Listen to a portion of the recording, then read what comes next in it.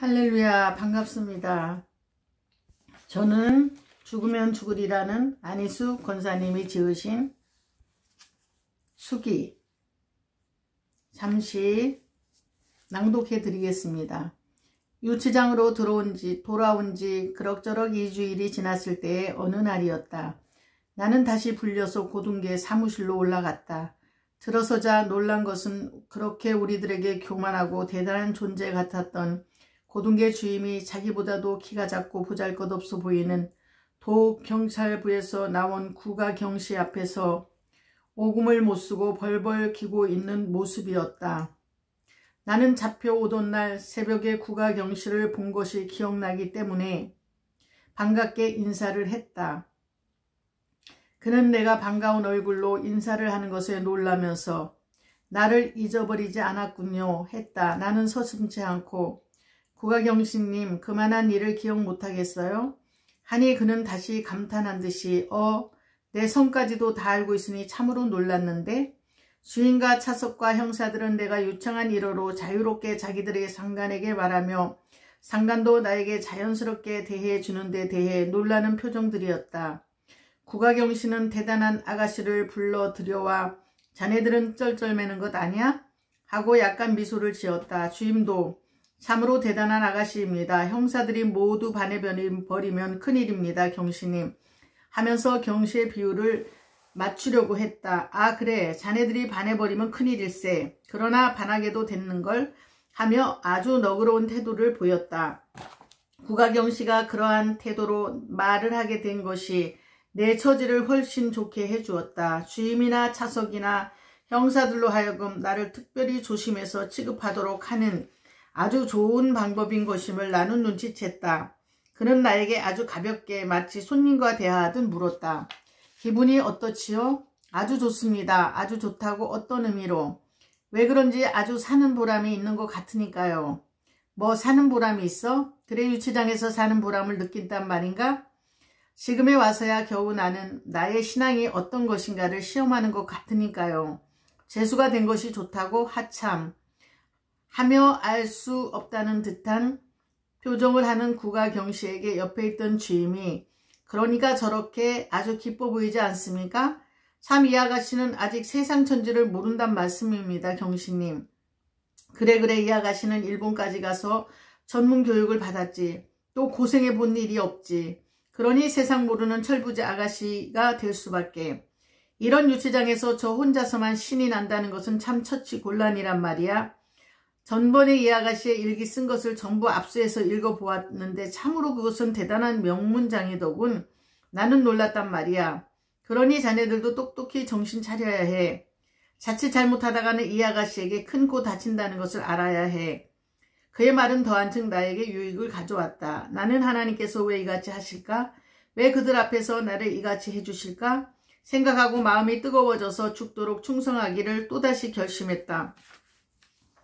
나는 나의 일기가 압수된 것을 모르고 있다가 오늘 구가경씨의 말에 놀라지 않을 수 없었다. 일기를 일본어로 썼는데 그 내용의 대부분은 나의 신앙 고백의 글이었다. 매일 신앙시와 감상을 쓰는 것을 본 어머니는 여러 번 일기 속에 정치에 관한 것을 쓰면 후일 어떤 사태가 생길 때 후환이 오는 것이니 조심하라고 해서 내 일기는 순전히 나의 신앙 기록이었기 때문에 경찰에서 읽어보아도 아무런 문제도 없고 오직 나의 신앙 세계를 알 수 있었을 것이다. 구가경씨는 와서 사무적인 질문을 내게 하고 식사를 시켜주라고 해서 주문한 음식을 먹게 하고 감상문을 쓰도록 하라고 고등계 주임에게 말하고 그는 같이 온 도청 부장과 같이 돌아가 버렸다. 나는 감방에 돌아왔으나 나만 특별 대우받는 것이 다른 성도들에게 미안하고 양심이 아파서 밤새도록 주리를 트는 것 같이 고민하고 슬퍼했다. 이 유치장은 간수가 정해져 있지 않고 매번 거의 3사람이 교대에서 근무하고 있었다. 아침 8시에 나온 간수는 저녁 8시경 교대에 나가고 저녁에 교대한 간수가 밤을 새우고 다음날 아침 8시에 교대에 나가는 것이었다. 또 대개 1인 순사가 교대를 할 때엔 한인 순사가 들어왔고 한인 순사가 교대하면 1인 순사가 들어오는 것이 관례인 듯 했다. 하루 저녁은 1인 순사가 교대에 들어왔는데 그는 생김새도 흉측하고 포악스러워서 입을 열기만 하면 그냥 욕지거리였다. 새 간수가 교대할 때마다 내 신경은 예민해지고 긴장되어 새로 교대한 간수를 관찰하는 것이 내 버릇같이 되었다. 간수의 성질과 태도에 따라서 유치장 분위기는 좋아도 지고 나빠도 지는 것이기 때문이다. 그날 저녁에 교대에 들어온 1인 간수는 유치장으로 들어서자마자 자기 정모를 벗어서 아무데고 던져버리는 것이었다. 이곳 유치장의 간수 근무 규례인지는 몰라도 모든 간수는 다 정모를 쓰고 근무하는데 이자는 우선 모자부터 벗어 던지는 것이 그 태도가 어찌나 포악스럽게 보이는지 내가 긴장해서 그자의 일거일동을 주시하게 되었다. 그자의 눈은 벌겋게 충혈됐고 이마에도 핏대가 흉하게 두드러져 보이는 것이 아주 고약한 인상을 주었다.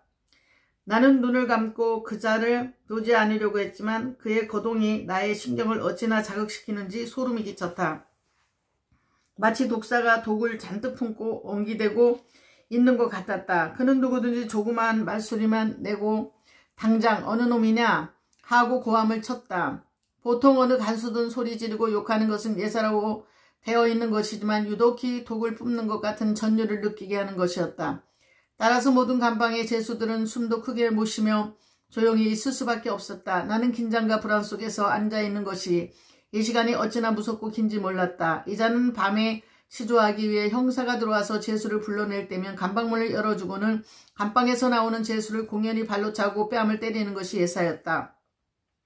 매를 얻어맞고 있는 제수를 형사는 보기만 하고 별로 간섭을 하지 않는다. 아마도 형사 생각에는 제수가 규칙을 어겼거나 간수의 말에 불복해서 간수에게 얻어맞는 것으로 알고 내버려 두는 것인지 또는 죄인이기 때문에 무턱대고 얻어맞아도 할 수 없다는 뜻인지 여간 이 간수의 행포를 막는 사람이 없었다. 시조를 마치고 심한 고문을 당해 엉기엉기 기어 들어오는 제수를 이자는 또 아무런 이유도 사정도 없이 때리고 발로 차고 욕설을 퍼붓고 난 후에 발로 차서 간방에 들여보냈다. 밤도 많이 깊은 모양인데 시간인데 모든 제수들은 불안스럽고 마음이 얼어붙은 모양이지 잠도 못 자고 숨소리조차 없이 조용히 꿇어앉아 있었다. 이자는 오늘 밤에는 취침 시간이 훨씬 지났는데도 잘하는 말도 없고 또한 간방 열쇠를 가지고 이방 저방 슬금슬금 들여다보고 다니더니 어떤 간방문을 열고 제수한 사람을 나오라고 소리 질렀다. 그 제수는 그만 정신이 빠진 듯 오물오물하며 겁을 먹고 나가지 못했다. 그자는 다시 사납게 나오라고 고함을 질렀다. 제수는 하는 수 없이 나올 수밖에 없었다. 그자는 자기의 가죽 격대를 풀더니 그 제수를 꿇어앉히고 무조건 죽어라 하고 치고 또 치는 것이었다. 제수의 옷은 가죽 격대로 인해 찢어지고 살에서는 피가 흘러나와 옷과 시멘트 바닥이 온통 피로 물들었다. 그런데도 그자는 씩씩거리면서 매질을 계속했다. 무참하게 수없이 매질을 당한 그 제수는 가엾게도 기절하고 말았다. 쓰러진 제수의 옷자락은 전부 피로 물들었으며 흘러나온 피는 시멘트 바닥을 벌겋게 물들였다. 그자는 쓰러지는 것을 보고야 자기 땀을 씻으면서 이것은 내 팔운동이야 하면서 양동이에 물을 길어다가 기절한 제수 얼굴에 대고 확 부었다. 바닥에 흘러있는 피에 물이 부어지니 온통 벌건 물이 간방 앞까지 흘러 마치 피의 홍수 같은 처참한 광경이 펼쳐졌다. 간방 안에 있는 모든 제수는 숨도 제대로 못 쉬고 이 동물만도 못한 간수의 만행을 그대로 지켜보고만 있을 뿐이었다.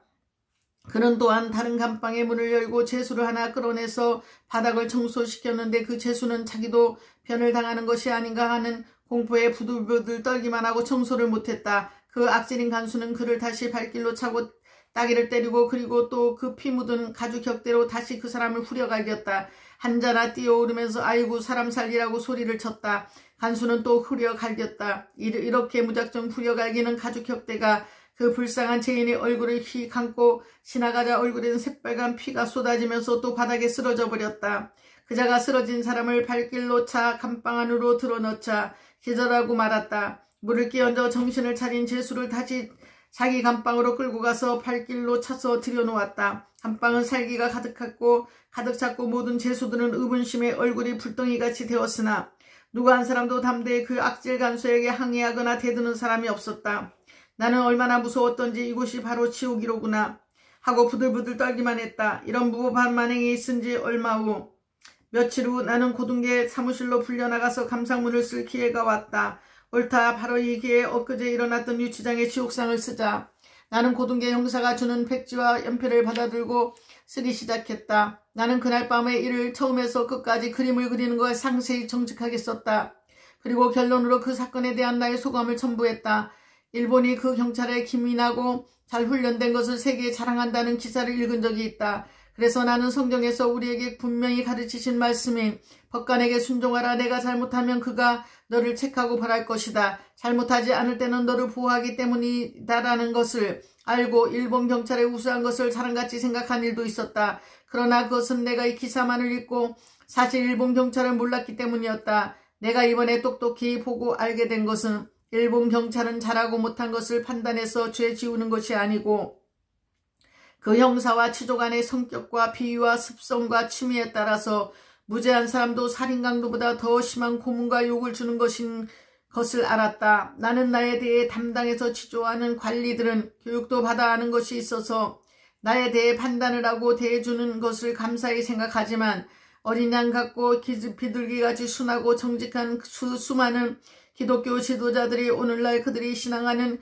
주님 앞에 충성하고 배반하지 않으려는 순종 때문에 잡혀와서 이같이 굶주린 이리대와 같은 식인 야만인보다 더 각한 경관들의 악행으로 그 얼마나 신음하고 죽어가는가를 생각할 때 미친 맹수와 같은 일본 경관은 사람으로 보이지 않고 무섭기만 하다. 일본 말도 모르고 야비한 아첨도 모르는 양심적인 기독교 지도자들이 받게 될 앞으로의 환란은 마치 네로 황제 때에 기독교인을 굶주린 사다밥으로 던진 것과 조금도 다름이 없다고 생각한다. 더불어 겨우고 기름가마에 집어던지는 기독교인에 대한 박해가 이 20세기 문명 시대에 일본인 경찰을 통해서 재현되고 있다는 것을 나는 죽지 않고 살아서 세계에 이 사실을 증명해야 할 책임과 의무감을 가지지 않을 수 없다. 그러나 나는 죽도록 주님에게 충성할 것이고 또한 모든 기독교인들도 나와 똑같이 한 마음으로 무지몽매한 일본 경찰을 향해 살이 찢기고 뼈가 부러지고 피가 마르도록 박해를 받으면서도 죽도록 충성을 하며 신앙을 사수할 것이다. 나는 내 의분을 참을 수 없는 그대로 나의 모든 힘을 기울여 20장이나 되는 논문체의 명문을 써버렸다. 나는 다 쓴 글을 아무런 주저도 없이 고등계 주임에게 주었다. 그는 나의 감상문을 읽는 것이 안 된다고 했는지 읽지 않고 봉투에 넣고 봉한 후 도청 경무과로 보냈다. 며칠이 지난 어느 날 교대에서 들어온 한인 순사가 감방마다 전부 쭉 훑어보더니 내 감방 앞에 와서 나를 보고 눈을 크게 뜨며 아 당신 이로구만. 왜 그러지요? 당신이 그 유명한 예쁜 아가씨로서 문장을 잘 써서 여기 1인 간수의 목을 잘라버린 사람이구만요. 어느 간수가 목이 잘렸는데요?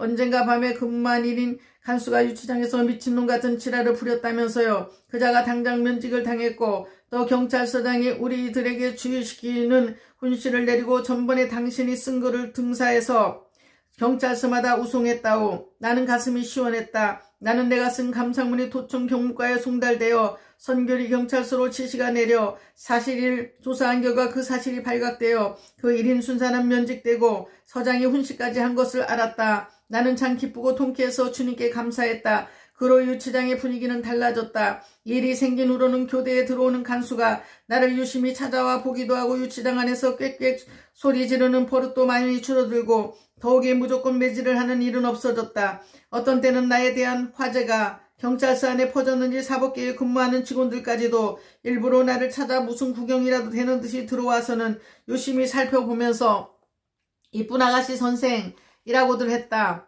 이들은 대개가 무식했고 포악스럽기만 했기 때문에 천한 말만 알고 쓸 뿐이지 말다운 말은 배운 일도 없고 쓰는 일도 없었다. 사람의 탈을 쓴 동물들인 것이다. 대개 소학교를 조금 다녔거나 다니다가 중퇴했거나 또 요양이 졸업을 했을 정도의 사람들이었다. 물론 사무계통의 직원들은 중학을 다녔거나 졸업한 자도 있었다. 그 후로는 내가 고등계에 불려나가면 주임은 나를 피하는 눈치를 보였다. 내게 흠을 잡히면 내 손에 펜이 무엇을 써 갈길지 모르고 해서 그랬는지 주임은 나를 사무실로 불러내놓고만 하고는 핑계를 대서 없어져 버리고 사석에게 나를 맡기니 차석도 왜 그런지 난처해서 형사에게 나를 맡겨놓고는 자기는 딴 방으로 가서 일을 보는 것이었다. 형사들은 내가 미안하도록 내게 아첨하고 시중을 들어주었다. 내가 말만 하면 무슨 일이든지 다 들어주었다. 이렇게 되니 오히려 나는 마음이 편치가 못해서 말도 않고 부탁도 않고 보지도 않고 한쪽 구석에만 앉아서 글만 썼다. 어느 날 아침에 정복 순사한 사람과 형사 두 사람이 유치장에 들어와서 나를 데리고 나가는데 내 소지품을 다 가지고 나오라 했다. 설레는 마음으로 소지품을 챙겨 싸가지고 따라 나가니 이들은 나를 데리고 평양 정거장으로 나가는 것이었다. 나는 어찌된 영문을 몰라 형사에게 물었더니 순천경찰서로 가는데 조용한 곳이 되어서 좋겠어요 할 뿐이다. 나는 더 물을 수도 없었다. 때는 늦가을이라 찻장 밖으로 내다보이는 농촌 풍경은 참으로 아름다운 한 폭의 그림과도 같았다. 푸르고 높은 맑은 하늘에서 구름이 오가고 들판에도 곡식단들이 늘러져 햇빛을 받고 신선한 공기는 우주에 가득 찼다. 나뭇잎이 떨어지는 가을 풍경을 쳐다보며 차는 달린다. 하나님이 지으신 이 지구는 변함없이 아름답다. 차에 타고 있는 사람 손님들은 자기들의 자유를 기뻐하며 좋아하는 듯 했지만 이 사람들이 자기를 만드신 하나님을 아는지 모르는지 아 인간들이여 달리는 기차는 얼마나 갔는지 조용하고 한산해 보이는 순천 정거장에 도착했다. 형사들은 순천경찰서로 호송된 나를 데리고 가서 그곳 고등계 주임에게 나의 서류를 인계하고 그들은 나에게도 공손히 인사하고 떠나갔다. 고등계 주임은 1인인데 나를 인계받더니 큰 죄인이라도 잡아온 것 같이 나를 엄하게 다루며 수갑을 채우려고 했다. 그의 매서운 눈초리를 본 나는 온몸에 소름이 꽉 끼치고 정신이 혼미해지고 아찔하였다. 주님 사자굴에서 나온 저는 다시 독사의 구멍으로 끌려왔습니다. 나는 부르짖었다. 그 주임은 나에 대한 서류를 한번 훑어보는 둥 마는 둥 하더니 나에게 눈초리를 날카롭게 하고 묻기 시작했다. 본적은, 현주소는, 이름과 생년월일은, 직업은, 가정사정은, 학력은, 그리고 또 일본으로 가서 무엇을 했냐고도 물었다. 나는 대답하고 싶지 않았지만 안 입고 온 것을 참고 간단히 대답해 주었는데 그자는 나의 유창한 일본어가 자기 자신보다도 더 발음 좋은 표준어를 쓰는 것을 듣고 오히려 나를 더 안 입고게 보는 눈치였다. 그자는 나에게 수갑을 채우려고 수갑을 찾고 있는데 그때 마침 소사가 와서 서장이 부른다고 했다. 주임은 형사들에게 나를 단단히 지키라고 소리를 지른 다음 서장실로 올라갔다. 한 10분쯤 지나다 주임은 돌아와서 나를 데리고 서장실로 갔다. 서장은 물론 1인이었고 펑늙은 사람이었으나 인상이 천해 보였다. 주임이 서장의 안희숙을 데리고 왔습니다. 아니 그는 나를 쳐다보고 뜻밖에 거기 앉으시죠 했다. 서장이 나를 중범 취급을 하지 않고 마치 손님 대접이나 하듯이 정중한 태도로 대하는 것을 본 주임은 크게 당황했다. 서장은 나에게 지금 방금 도청에서 전화가 왔는데 당신을 여기 잘 맡아두라고요. 될 수 있는 대로 모든 편리를 봐주고 또 감상문을 쓰도록 하라는 지시인이 그리하시오. 나는 지옥에서 쫓겨난 것 같은 기쁨으로 지금까지 나는 꽁꽁 얼어붙게 했던 두려움은 대번에 풀어버렸다. 나는 곧 하나님 앞에 먼저 감사를 드렸다. 그리고 서장에게 고맙습니다 서장님 했더니 서장은 왕의 행세를 했다. 급사를 불러서 감방 하나를 깨끗이 청소하라고 지시했다. 그리고 그는 나를 의자에 앉히고 자기 앞에 있는 서류 결제도 하고 또 자리에서 일어나 방에서 나갔다 들어왔다 하면서도 나를 크게 의심하지 않고 그대로 버려두고 있었다. 소사가 들어와 감방 청소가 다 끝났다고 하니 그는 고등계 주임을 불러서 나를 주임에게 넘겨주었다. 주임의 태도는 처음과는 너무도 변했다. 그는 유순하게 나를 유치장으로 데리고 가서 유치장 간수에게 인계했다. 깨끗이 청소된 감방으로 나를 들여보내더니 간수는 쇠를 덜컥 하고 잠갔다. 감방으로 들어가서 유치장을 자세히 살펴보니 감방은 넷뿐이고 감방마다 제수는 하나 둘뿐이고 내 방은 제일 끝이었다. 조그마한 고을의 경찰서인지라 모두가 다 조용하고 한산해 보였다. 근도예제 경찰서와는 달라서 제수도 덥고 또 간수도 순박해 보이기는 했지만 무지스러운 태도와 포악스러운 말투는 다른 것이나 별로 큰 차이가 없는 듯 느껴졌다. 나는 우선 조용한 유치장 감방에 나 혼자 들어있는 것을 감사하고 내가 가지고 들어온 일본 성경을 마음대로 읽을 수 있었다. 또 기도도 조용히 할 수 있어 긴장이 풀리는 것 같았다. 다음날 아침 고등계로 불려나가서 치조를 받았는데 지금까지 어디서나 당한 그런 사무적 내용의 치조였기 때문에 나는 기계적으로 간단히 쉽게 대답해 주었다. 주임은 의심이 많은 사람인 듯 까다롭게 교만한 언동을 부리는 것이 나에게는 마땅치 않았지만 그래도 내 말을 알아듣는 듯 이해가 빨리 가는 것으로 보아 중학 정도는 나온 사람인 것 같았다. 신학 문제에 들어가서 나 같은 고등교육을 받은 우수한 여성이 왜 그렇게 깊은 신앙세계로 몰입하는가 하고 물었다. 나는 다음과 같은 내용으로 설명했다. 나는 어려서부터 어머니의 신앙을 보았습니다. 그는 참으로 조용하고 집에서는 특별한 힘을 가진 사람은 아니었지만 새벽에 들려오는 그의 은근한 기도 소리에 나는 하나님을 두려워했습니다. 나는 어릴 때부터 하나님께 충성하리라고 결심했습니다. 그럴수록 나의 생활은 언제나 승리의 생활이었습니다. 그런데 일본 사람들은 예수님께 충성을 다하려는 나 같은 사람을 죄인으로 만들고 이러한 일본을 회개하라고 생명을 걸고 경고한 나를 죽이려고 했습니다. 나는 지금이라도 거짓말을 한다든지 재주를 부려서 내 마음과 양심을 속이고 당신들이 하라는 대로 하면 집에 돌아가서 편안히 지낼 수 있지만 나는 예수님과 한 약속을 거스릴 수 없습니다. 나는 하나님께 순종해서 한 번도 손해본 일이 없고 그를 거역해서 한 번도 좋은 일이 없었습니다. 나는 내 일생이 얼마나 긴 것인지 모르지만 길든지 짧든지 여하간 죽는 날이 있는 것을 알기 때문에 죽는 날까지 하나님을 두려워하고 바로 살기로 결심을 했소. 이 결심이 나를 죄인으로 만들고 죄수가 되게 한 것이요. 그는 내 말을 받아 쓰던 것을 멈추고 듣기만 했다. 듣다가 내가 목이 타는 듯 기침을 하면 벌떡 일어나서 차를 가져다 부어주며 어서 마십시오 하며 공손해졌다. 나는 또 일본으로 건너가서 동경에서 행한 일들을 말하기 시작했다. 그는 긴장하며 주의를 기울여 내 말을 듣고 있었다. 그리고 일본 경찰이 너무도 무식해서 동물 같았다고 말하면서 그러나 일본의 정치인은 우가키 대장이나 마츠야마 대의사와 히비키 중장 등을 예로 들어 말했으며 그리고 그들이 교회 장로라고 말해주었다. 그는 자기 자리에서 움직이지도 않고 단정히 앉아서 내 말을 듣고 있었는데 소사가 들어와도 나가라고 내보내고는 내 말을 계속해서 듣고 있었다. 나는 그에게 처음에 받은 그 고약스러운 인상과 지금 그의 달라진 인상을 대조해 보면서 한편 우습기도 하고 재미도 나고 또한 예수님이 나를 진정으로 사랑하시고 보호해 주시는 것을 깨닫고 깊은 감사를 드렸다. 그 고등계 주임은 처음에는 너라고 했고 다음에는 자네라고 하던 어조를 고치고 이젠 존대를 했다. 그는 내 손에 있는 성경을 쳐다보더니 좀 보겠다고 말했다. 내가 빨간 연필로 표시한 구절을 뒤지면서 읽더니 나를 보면서 이 표시한 구절만 내가 좀 읽을 수 있을까요? 나는 어찌나 기뻤던지 좋고 말고요. 빨간 연필로 표시된 구절만이라 전부 읽어보세요. 나는 그에게 성경을 빌려주었다. 감방으로 돌아온 나는 고등계 주임을 위해 기도했다. 그가 성경을 읽는 동안에 성신이 역사하기를 간절히 기도하였다. 며칠이 지나도 고등계에서는 나를 불러내지 않았다. 하루는 서장이 유치장으로 오더니 내 감방 앞에 와서 간수더러 내 감방에 낮에는 쇠를 잠그지 말라고 지시했다. 그때부터 나는 쇠를 잠그지 않기도 했지만 또한 나를 죄수 취급하지 않는 것을 알고 방을 나가고 싶으면 내 맘대로 나가고 방에 있고 싶으면 방에 들어가고 훨씬 자유롭게 지냈다. 감방문을 잠그지 않게 된 후로는 나는 신발을 신고 유치장 밖으로 나와 경찰서 뒷동산에 언덕에 올라가 앉아서 시간을 보냈다. 물론 순사나 간수가 때때로 와서 내가 있는가 없는가를 살피는 고로 나는 될 수 있는 대로 그들에게 잘 보이는 자리에 앉아서 그들이 경찰서 안에서도 나를 볼 수 있도록 조심해서 먼데 가지 않고 꼭 한 자리에만 앉아서 지냈다. 날씨는 차차 쌀쌀해지지만 공기는 깨끗하고 신선해서 내 기분을 상쾌하게 해주었다.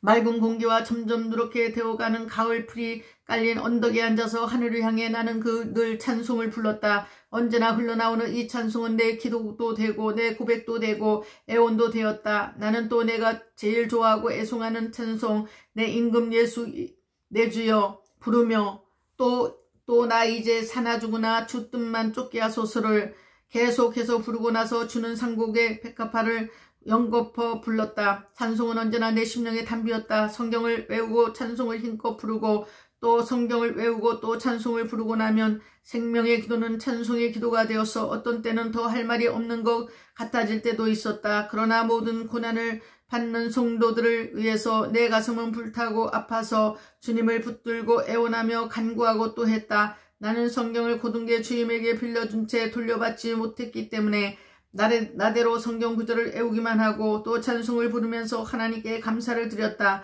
하늘을 쳐다보며 부르는 내 노래는 아름답게 내 심령에서 울려나왔다. 나는 내가 부르는 찬송의 간격이 되어서 언제나 눈물이 붓뺨을 적시고 주님을 향한 사랑이 언제나 뜨거워지는 것을 느꼈다. 내가 기뻐 이 몸과 마음을 주님께 바치게 하신 이도 주님이신 것을 분명히 아는데 그것을 더욱 아름답게 보시고 나를 너무도 은혜롭게 대접해 주시는 것이 말로 할 수 없는 감격이 되었다.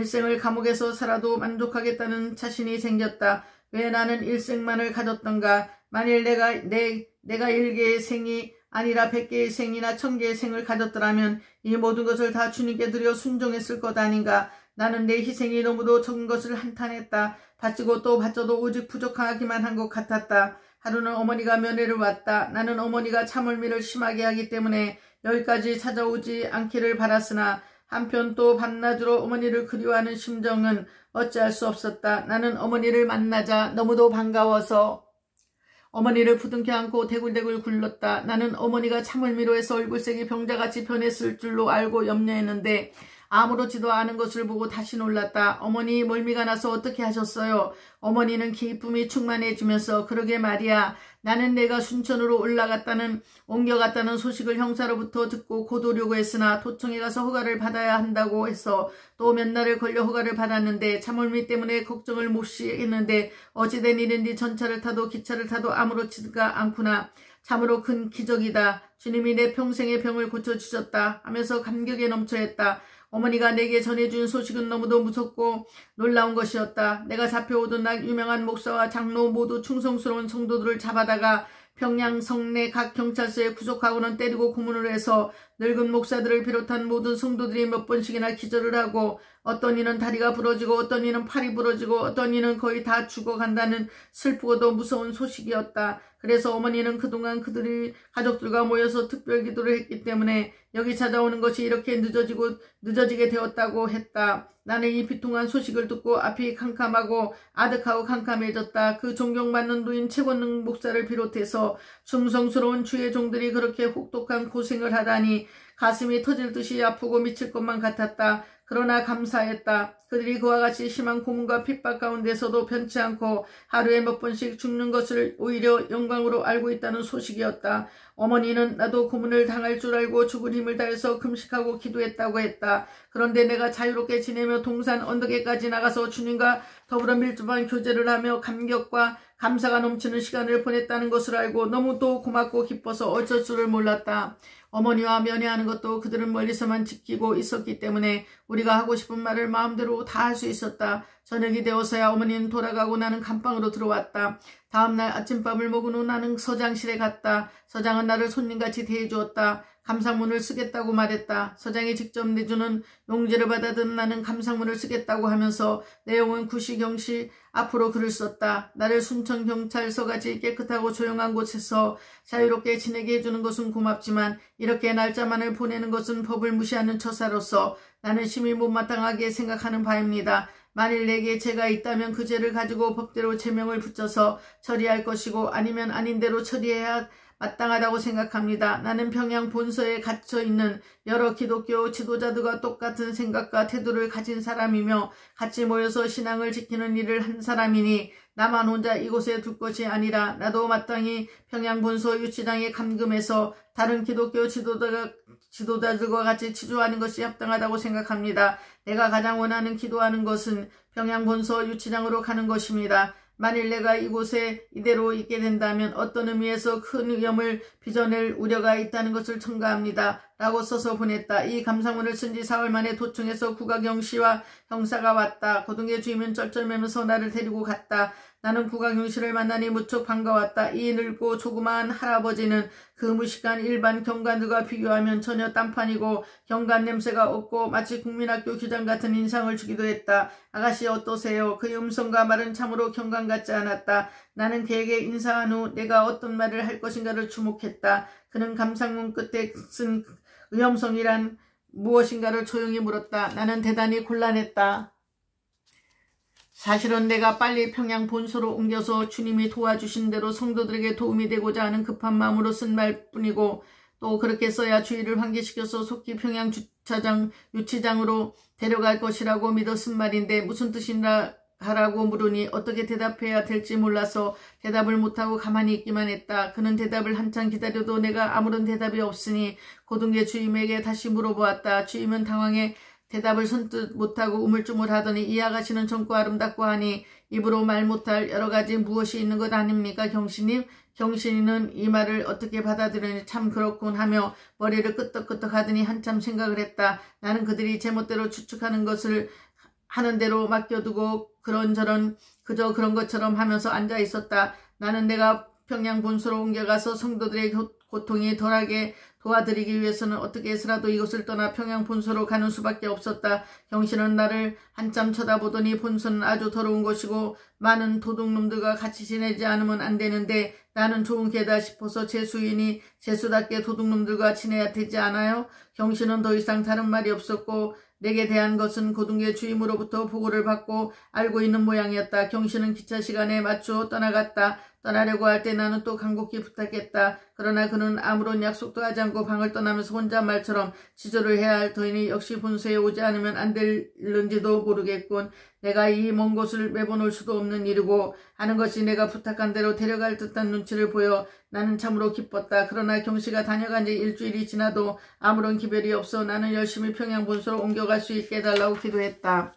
나이 많으신 최군능 목사님이 매를 맞고 고문을 당하고 주기철 목사님이 몇 번씩이나 기절을 했다니 이기선 목사와 다른 성도들이 그 지독한 고문을 어떻게 견딜까를 생각하니 내 가슴속에 불이 붙는 것만 같고 아팠다. 그리고 오랫동안 보지 못한 최 목사가 아버지같이 보고 싶었다. 나는 얼굴에 수심이 가득해서 밤이나 낮이나 감방 속에서 또는 산 언덕에서 주의 성도들을 의해 기도하고 나를 보내 그들을 돕게 해달라고 주님께 기도했다. 하루는 고등계 주임이 나를 불러내어 자기 사무실로 갔다. 그의 태도와 인상이 너무도 평소와는 달라진 것에 나는 이상한 기분이 되었다. 그는 왜 그런지 어물어물하는 태도가 할 말이 많지만 말을 못해 답답하다는 표정같이 보였다. 나는 그를 천천히 보지 않을 수 없었다. 고등계 사무실에서는 한쪽에서는 사무보는 순사가 한 사람 있을 뿐이었다. 그는 나를 의자에 앉도록 한 후에 나를 쳐다보면서 무슨 중대한 말이라도 할 듯이 입술을 지그시 깨물고 나서 한마디 말을 하는 것이었다. 나는 이곳을 사직하고 고향으로 돌아가기로 했습니다.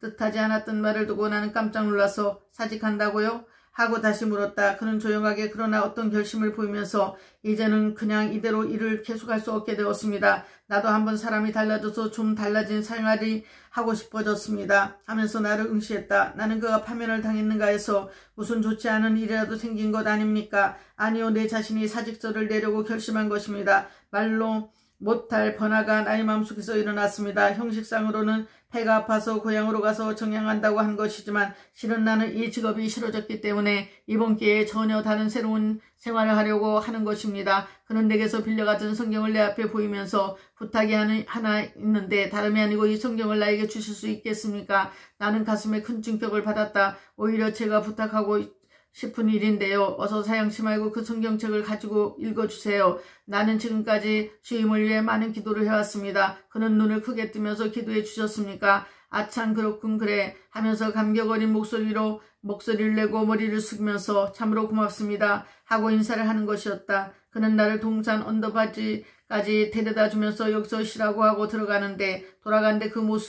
뒷모습은 어찌나 불안해 보였고 허둥지둥하는 걸음은 무슨 큰 총격이라도 받은 사람같이 보였다. 사자와 호랑이와 뱀과 구더기가 울거리는 것 같은 이 경찰서에도 이 같은 놀라운 인간성과 영혼의 변화가 일어날 수 있을까? 이 사실은 나를 너무도 흥분되게 하는 아름다운 기적이 아닐 수 없었다. 그 후에는 나는 다시 고등계 주임을 볼 수 없었다. 그는 사표를 내고 경찰서에 나오지 않았다고 했다. 후에 들으니 그는 자기 고향인 일본 시곡구로 갔다고 한다. 나는 그가 충성된 주의 증인이 되기를 위해서 여러 번 거듭 기도했다. 내 성경을 그가 읽고 그와 같이 변화를 일으켰다는 것이 얼마나 기쁘고 감사한지 나는 그의 앞날의 신앙을 위해 계속해서 기도했다. 날은 점점 추워져서 옷을 겹겹이 껴입고 담요를 많이 덮어도 밤이 되면 추워서 잠을 잘 수가 없었다. 나는 다른 감방에 있는 사람들은 옷도 잘 못 입고 담요도 없이 추워서 밤새도록 떨며 기침을 하고 잠을 못 자는 이도 있었다.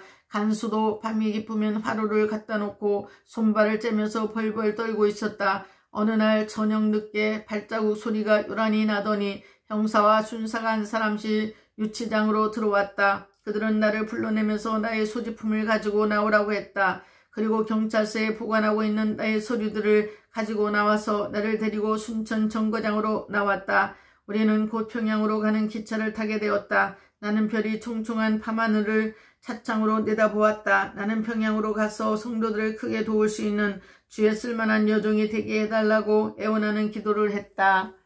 감사드립니다. 오늘도 복된 하루 되세요. 감사드립니다.